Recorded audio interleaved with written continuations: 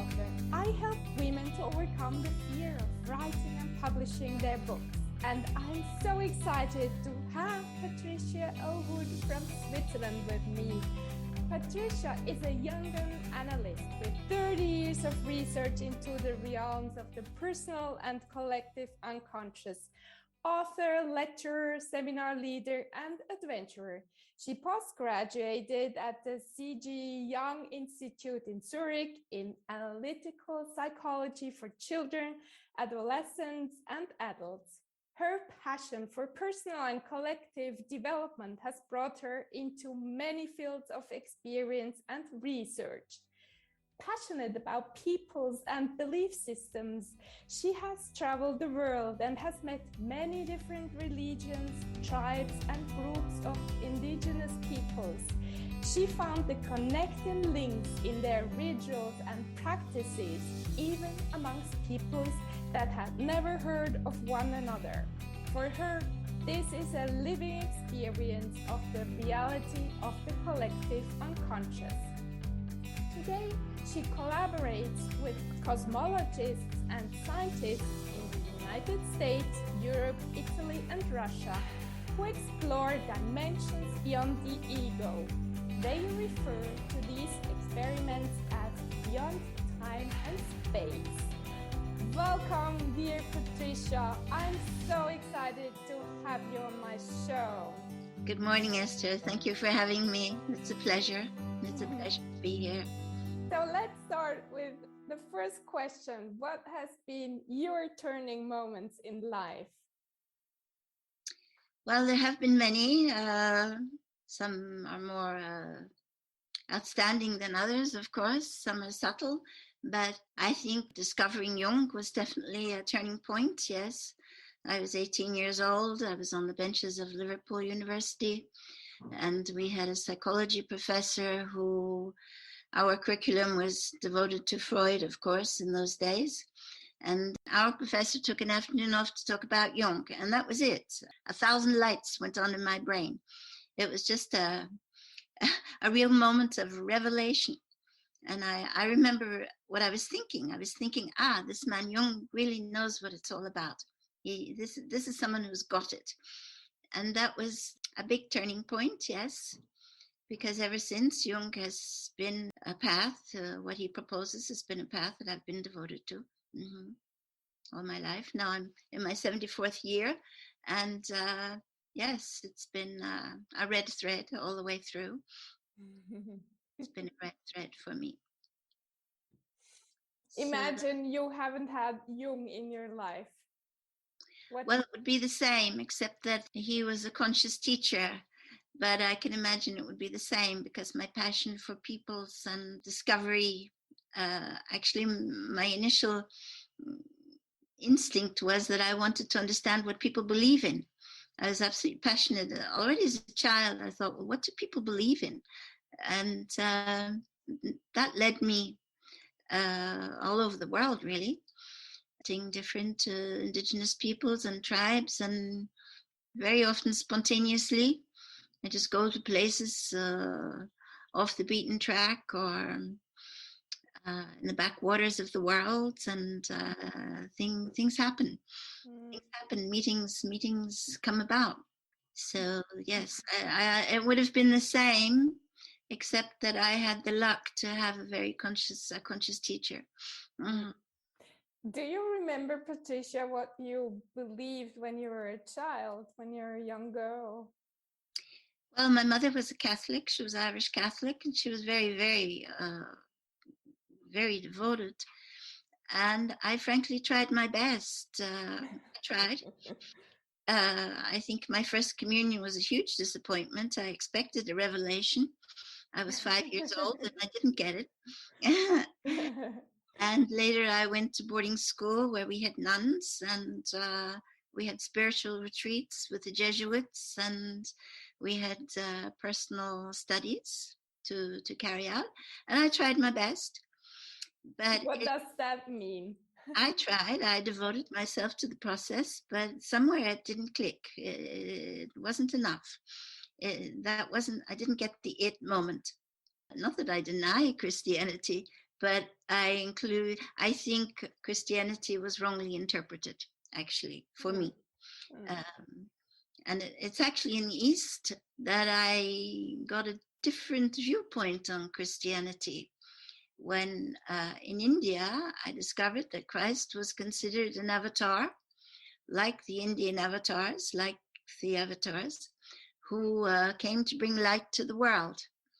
So that was a better interpretation for me than what I had learned by plodding through all the experience that I had sincerely attempted, but didn't work for me.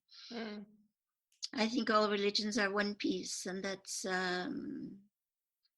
they just have different colors. Did you hear when you're young? Did you hear God talking to you, or didn't it exist, or how was it?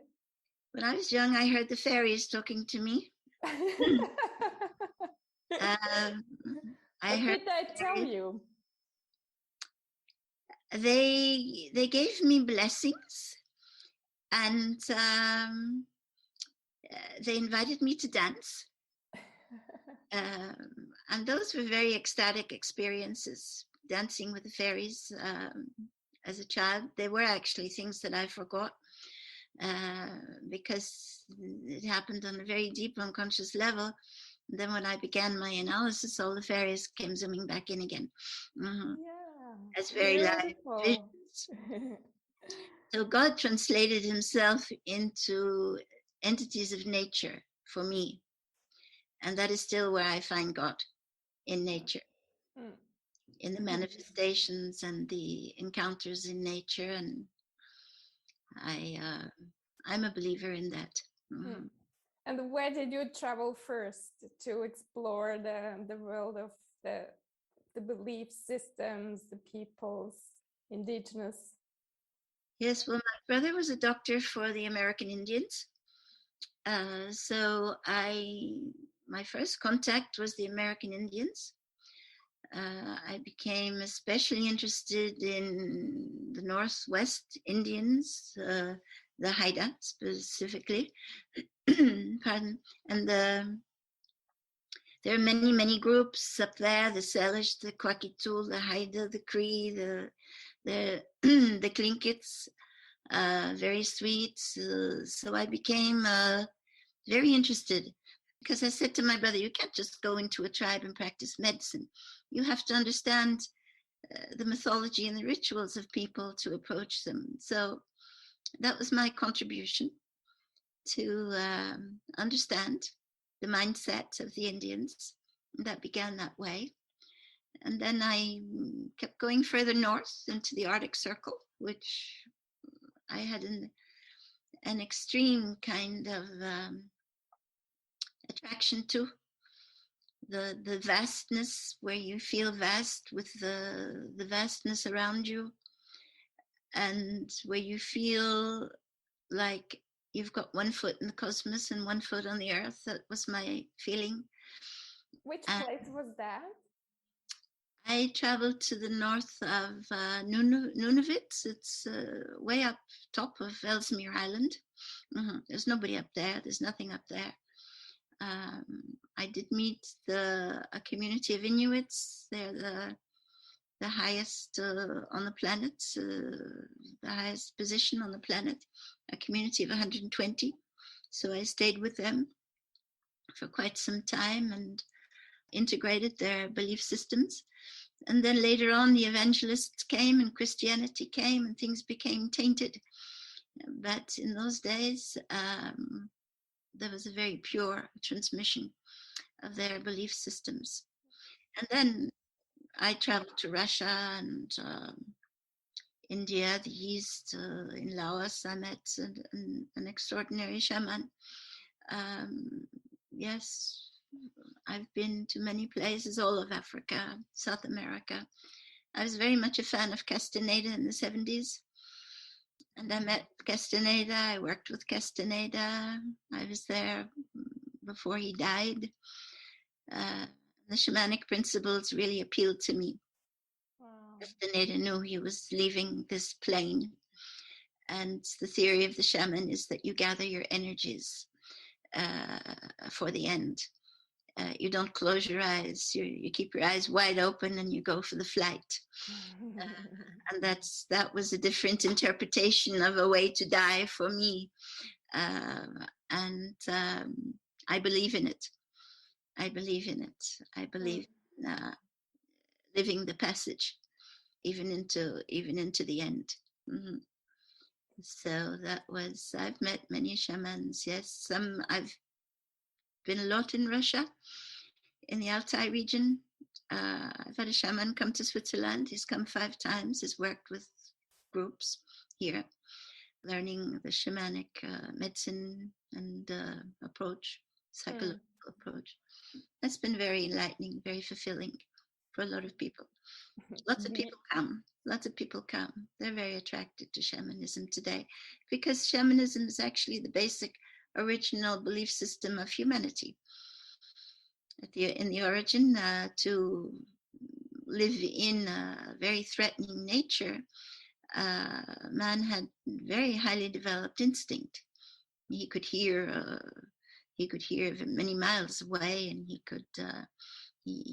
could sense. He could sense what was in the invisible, what's invisible for us. So we still have that somewhere in our reptilian brains, but we've forgotten about it. We've forgotten about it. Mm-hmm. Beautiful. What has struck you the most? I know there must be many things, but are there some beliefs which struck you the most from what you learned from all these shamans and Inuits and Indians? What strikes me the most is their reverence. This intense reverence. And it's extremely contagious.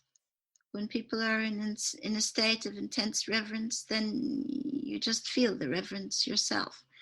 Sometimes not even knowing what the ceremony is about or who the god is or who the spirit is. But that intense reverence is something that we've lost.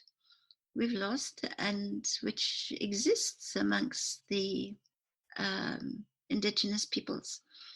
They have this reverence for Mother Earth, for the sun, the stars, the skies, whatever, for the entities in nature, for the spirits. They have a reverence, and that reverence is that attracts me most. Their reverence. The reverence to nature. The reverence to what they believe in. What they believe in. Yes, that's very attractive. And how does it help you in your daily life, all these things you learn from these peoples? Well, in daily life, it's like having 4 eyes.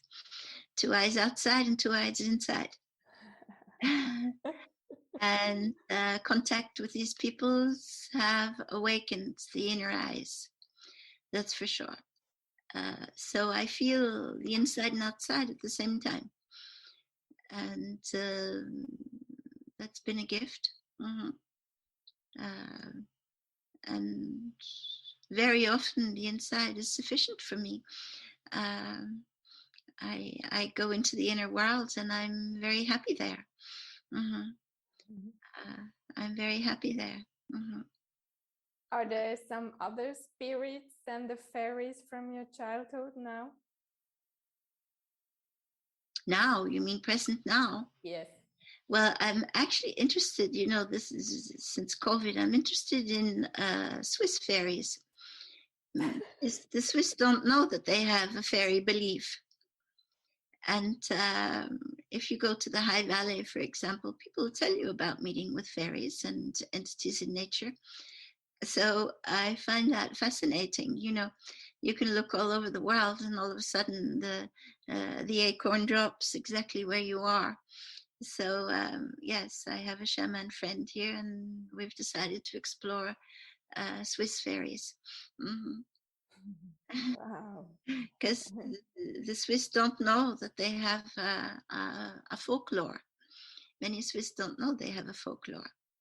And a folklore is, of course, a language from the collective unconscious, and it has many messages and many much meaning Mm. for the psyche of the people.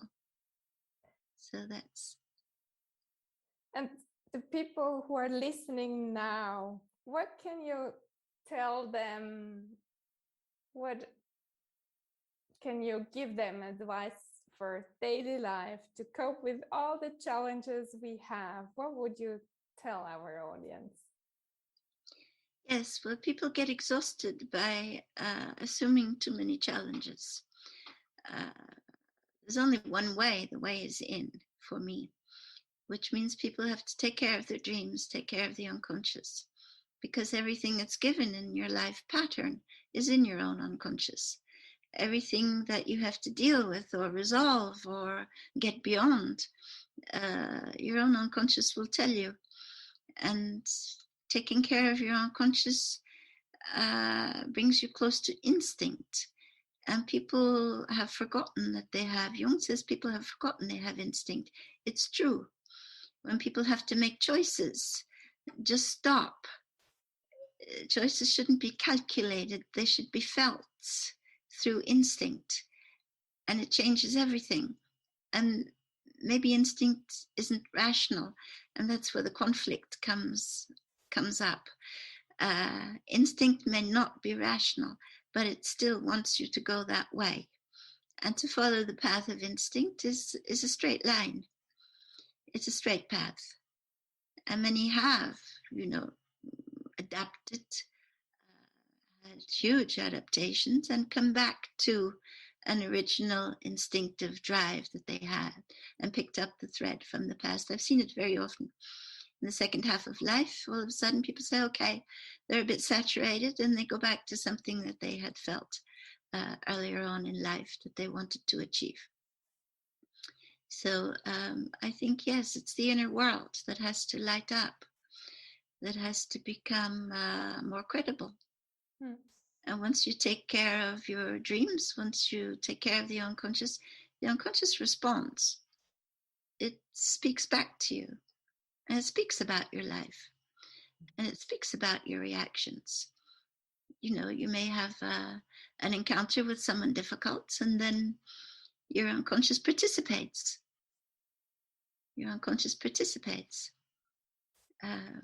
So I think it's very precious to have that. Also, taking care of the unconscious gives you like a ground of solidity within. It's the only thing that could save and has saved mankind over and beyond all he has had to live. It's that inner ground of solidity. And then it becomes faith. You believe in that solidity. You believe you do have a path. You believe that life does have a meaning. So, yes, we all have an unconscious. Every human being has an unconscious. We have to get back. This isn't new. This has only been cut off since the Age of Enlightenment in the middle of the 17th century. But before that, people knew they had an unconscious. And people calculated even times of battle according to the stars, according to the cosmos, according to different signs and omens. So it's something that just has to be retrieved. It's not something that's new, connecting with the inner spheres. And what can we do, Patricia, for our daily life? What are the rituals you recommend to others?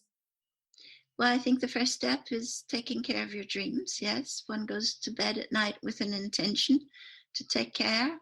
And in the morning on awakening, just give it attention, some attention, and write your dreams because with the dates. And of course, the feeling tone is very important. Like I have a dream of a terrible storm, but in the dream that could be wonderful, or in the dream that could be terrible. So the feeling tone of the dream is very important to write as well. And it's a very fulfilling activity, even before people understand their dreams fully. But it's fulfilling because it brings one into contact with a deeper ground in oneself. And with instinct. Instinct's also closely linked to creativity. And creativity is not a rational event. It's not a rational happening. Creativity is a spontaneous, intuitive event. Even Einstein admitted that. Everyone used to say Einstein was the most brilliant man, the most intelligent man on the planet Earth. Einstein would say, no, it doesn't come from intelligence. It comes from imagination. It comes from intuition. So that's where we have to get back to, imagination and intuition. How much time do you spend daily on your dreams, Patricia? Well, I write my dreams every day, of course. But I'm always working with the unconscious. I'm always working with other people's dreams, children's dreams. Also with, I do sand play with spontaneous compositions in the sand, also with spontaneous drawing. I've been encouraging people to do spontaneous drawing for the past 40 years. You've written a book. Yes, I've written a book on it. I think it's there. Yeah, I've written a book. It's a Jungian approach to spontaneous drawing. It gives the basics of Jung's structure and dynamics of the psyche. And I think everyone who works with other people should understand that the psyche has a structure and a dynamic. Like the body has an anatomy and a physiology, our psyche has a structure and a dynamic. And that's very important to know and understand it. It's easy to understand. So my book is easy reading. It's also my mission to make what's complicated accessible. So yes, I take care of the unconscious all the time. Like I say, I feel it when it reacts, and I stop and take care. Beautiful. I live with it. Like Jung lived with the personality number 1 and number 2. I think it's the same for me. I live with the personality number 1 and number 2. I've come to an age and stage where there's no point in following a drive. I have to follow where my feeling, intuition, and instinct want to go. So it's a very relaxed stage of life, a very fulfilling stage of life. And there's a very spontaneous process at this age of life. There are spontaneous processes at every turning point in life, actually. But at my age, things drop away that don't count anymore. Things become important that weren't so important before. So there's a kind of an intrapsychic spontaneous change. And it's wonderful to follow it. It's the leader and not my ego anymore. And that's very relaxing, very refreshing. Amazing.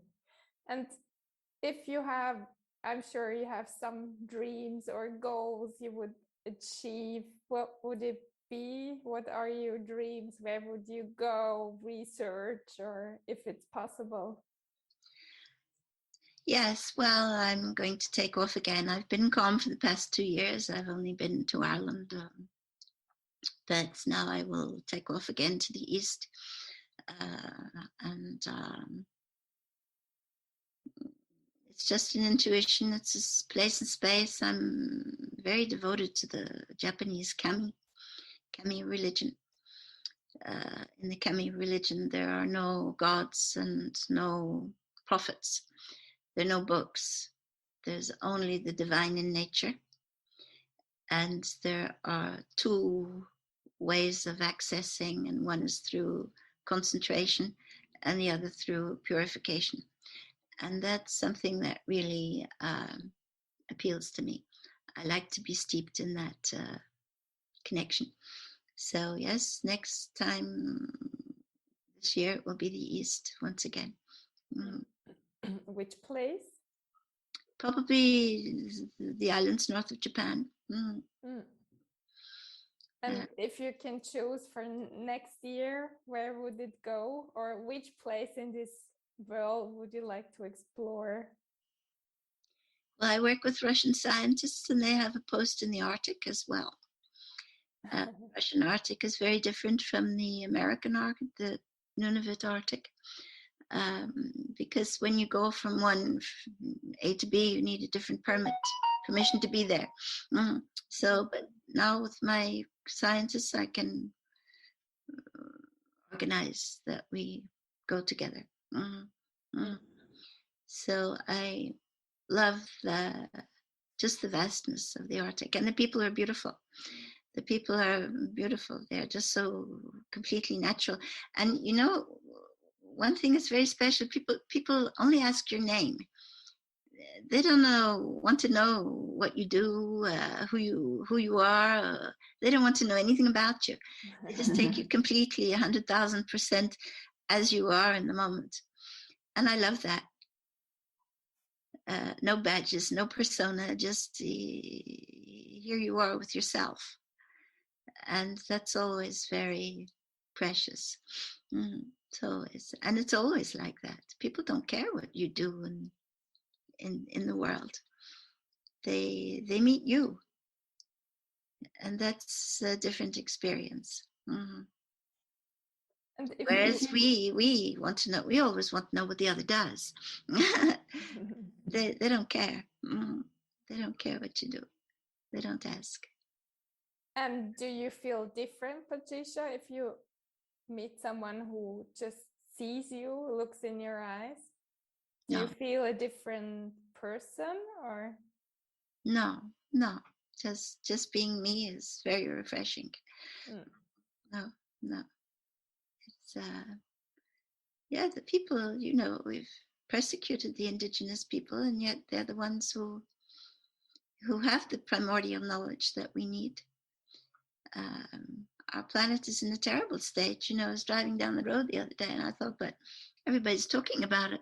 But as we're talking about it, we're still putting all the poison into the air, into the atmosphere. We're still pouring plastic into the ocean at the same moment. We're talking about it, but we're still doing it. And that puts us in a position of having a mission to come back to basics. Yes. I have a group of young children who talk about life, because it's important to talk about life. We don't have the school of life anymore, but the ancients used to have the school of life. So we talk about different things, and I ask them if they believe in extraterrestrial beings. This group is from 9 to 12. They're 9 years old to 12 years old. So they all do. They all believe in extraterrestrial things. And one 10-year-old said, yes, well, they're just here. They're looking on. They're waiting for us to wipe ourselves out, and they're going to come in and do a better job. And that was his idea. And he's 10 years old. Wow. But I find that the children are into something else. I find they do have confidence because they do have a mission. And identification isn't so much vertical anymore. From father to son, they have a very strong identification amongst themselves, a very strong horizontal identification. And they're into something. And they have confidence. They have a mission. And it's very encouraging. I love being with the young people. I love working with them. I love to see them coming. I've also had some very difficult young people in my practice, very rebellious, very angry, but I like that. I like their energy. I've actually never had an adolescent who didn't want to come back. I never had that. They all do come back. Beautiful. But, how about fear? Do you know fear in your life? Yes, but I do have a philosophy about fear. Beyond the fear, there is no fear. Tell me more. So the core of every ego knows fear. Fear is at the core of every ego because the ego is limited. But beyond the fear, there is no fear, even in the face of death. People do not have fear. So there is a place and space beyond the ego where there is no fear. So people repress fear and get busy and do things and shift their attention. But I invite people to go into the core of the fear, to feel it fully, to be completely immersed in it, invaded by it. And then something happens. Then the fear changes. And it changes spontaneously. So yes, I have my own philosophy about fear, but I've often seen beyond the fear there is no fear. And that's my conviction. Mm-hmm. It's my experience and my conviction. So yes, fear doesn't convince me. It's not because I'm afraid of something that I'm going to be led by the fear. It's good to stop and recalculate, or fear is also useful, fight and flight reactions, fear reactions are instinctive. So fear can be useful. But we have in our personalities, we have fear-based personalities, we have anger-based personalities, we have emotional-based personalities. So there's always a dominant. Some people just get angry. They don't go into fear. That's an alternative. And some people just really go into a state of fear. Mm. So to resolve fear is important. And everybody can have an experience beyond fear. Everybody. Because the space beyond fear is just there. It's a reality. Mm. What kind of tips do you have for our audience regarding fear or anger? Well, not to believe in it as a solution. Not to believe in it, to know that there is a place and space beyond it, and to aim at that, to aim at achieving that. And once you've lived it once consciously, because we do live it, but once you live it once consciously, then you know it exists. It's credible. Everything is experiential. Everything is empirical. Everything is about self-experience. I was lost once in the desert in Egypt because I had been with Swiss friends who lived there in Cairo, and I was out in the desert collecting sand, and I had their chauffeur who always accompanied me, Bakri, but he always walked behind me. So here I am out in the desert, and all of a sudden I couldn't see Bakri anymore. I couldn't find him. And in the desert, if you turn 5 centimeters to the right or the left, you don't know where you came from. So it was very hot and very cold, and night fell very quickly, and it was freezing cold. I was freezing cold, but I wasn't afraid. I just kept walking, and I just kept walking, walking. And all of a sudden I heard voices in the dark speaking French. And I thought, oh, this is what a mirage is like in the desert. But in fact, I followed the voices, and it was a team of French archaeologists who had camped there. Wow.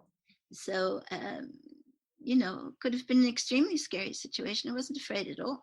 I just kept walking. So there are times when you're simply beyond fear. You just do what you have to do instinctively. So yeah, I think to take the fear on board, make it a name to find that place and space beyond fear. And it's a practice, but the more you practice, the easier it becomes. to come back to that place, that landing place within yourself, where everything is fine, no matter what's going on. Beautiful. Where everything is fine. So where can people reach you, Patricia? I'm in Lausanne. I'm on Facebook. I can give you my email address. We will link the website into the show notes so people can find you there as well. Yes, my website still being set up, but there's a website, yes, you can access. And by email, of course, or WhatsApp or whatever. Great. So for closing this beautiful interview, I'd like you to give us some 3 truths you would summarize from your life, from all your experiences, from 3 truths. You want me to give you 3 messages, most important messages you'd love to give to our audience? Well, I think beyond the fear, there is no fear. Developing instinct is essential for living life. And connecting with the unconscious is the most fulfilling experience that one can have. Those are my messages. Okay.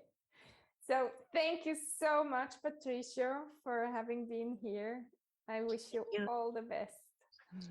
Thank you, Esther. Have a lovely day. Take care. Namaste.